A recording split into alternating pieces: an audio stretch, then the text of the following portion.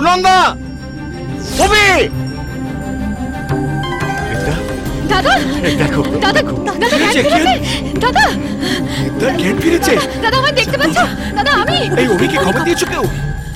হ্যাঁ, ডাকো ডাকো ডাকো, চল চল চল, তাড়াতাড়ি চল। অভি, অভি তাড়াতাড়ি এসো, দাদা চোখ খুলেছে।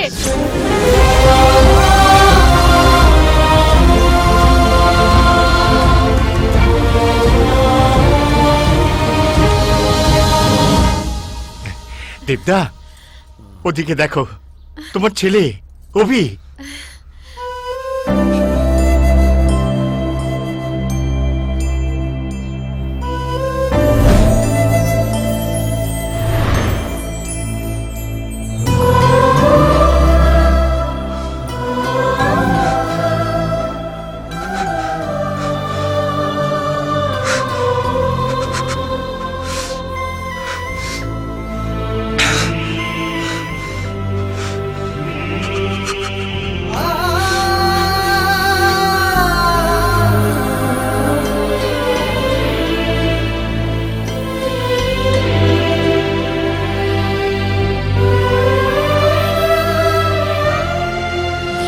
ইন্দ্রাণী, সুনন্দা,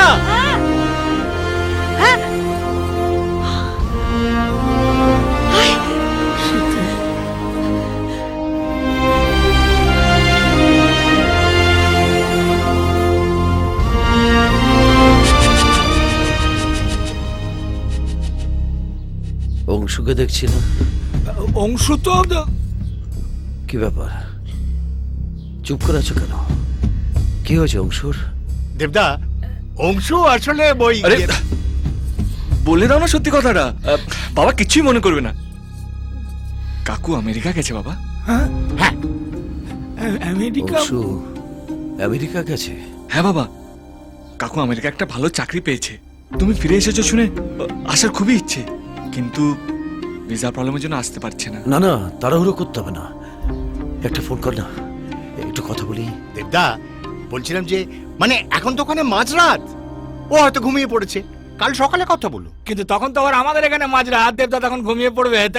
কি এই মামা, মামা তো ঠিকই বলেছে, এখন একটা ফোন কর না, কতদিন কথা বলে দি, কর না। আজে বাজে উল্টো পাল্টা বলে সবকিছু গুলিয়ে দাও কেন? অন্য কিছু বলে আগেটা গুলিয়ে দেবো? থাক। হ্যালো কাকু, আমি আমি অভি।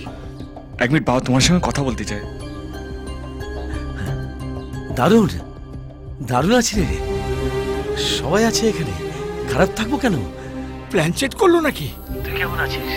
ভালো আছি দাদা, আমি যত তাড়াতাড়ি সম্ভব ওখানে যাচ্ছি। তুমি কিন্তু তোমার নিজের খেয়াল রেখো।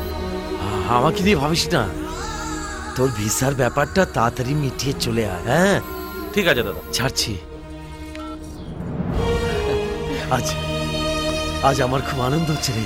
এই আমার না সব যেন কিরকম গুলিয়ে যায়। এ অখিলেশ, হ্যাঁ। আনন্দ, আমি একবার আমার লোকজনদের সঙ্গে দেখা করতে যাব। বাবা, হ্যাঁ তুমি ওদের সঙ্গে দেখা করতে চাইছিলে না? হ্যাঁ, আজকে ওরাই তোমার সঙ্গে দেখা করতে এসেছে।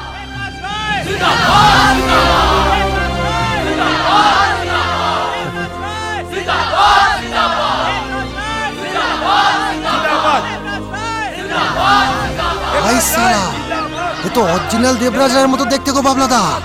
দেবরাজের ক্যারেক্টার করছে, তো দেবরাজের মতো দেখতে হবে না, তো সারা তোর মতো দেখতে হবে। হ্যাঁ, জিন্দাবাদ, জিন্দাবাদ, জিন্দাবাদ। তোমরা সব ভালো আছো তো? হ্যাঁ, আপনার ছেলের মতো এমএলএ থাকতে আমাদের আর চিন্তা কিসের? তোমাদের এমএলএ সাহেব সব সময় তোমাদের পাশে থাকে, তো আপনার থেকে বেশি পাশে থাকে, হ্যাঁ। যে কোনো দরকারেই ছুটে আসে। হ্যাঁ, আপনি তাড়াতাড়ি সুস্থ হয়ে উঠুন দাদা, আপনাকে নিয়েই আমরা মিছিলটা করব।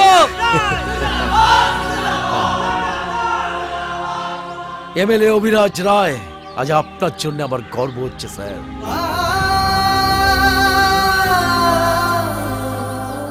দাদার সামনে আমরা কখনো মিথ্যে কথা বলিনি অভি। এতদিন দাদার সঙ্গে কথা বলতে পারতাম না বলে খুব কষ্ট হতো, কিন্তু মিথ্যে বলাটা তো আরো বেশি কষ্টের। আয়নার সামনে দাঁড়িয়ে যখন নিজের স্মৃতিতে মিথ্যে সিঁদুর দিই, আমার বুকটা ফেটে যায় অভি। আমার কিছু হয় না? ডাক্তার বলেছে বাবাকে সব সময় খুশি রাখতে। বাবার জন্য আকাশ থেকে চাঁদটা এনে দেওয়ার ক্ষমতা আমার নেই, তাই আয়নায় চাঁদের ছায়া দেখিয়ে বাবাকে খুশি রাখার চেষ্টা করছি। তোমরা প্লিজ একটুকু আমাকে সাহায্য করো, প্লিজ।